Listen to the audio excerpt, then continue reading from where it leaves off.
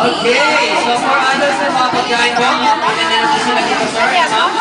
Sa buffet table po natin. Of course, siyempre yung mga kids natin, siserve pa tayo ng mga pagkain. Okay? Wait natin sila mami or si ate. Or deliver your food, okay? Enjoy your eating time! Don't go away! Sige mo muna sa second birthday party ni Sophia.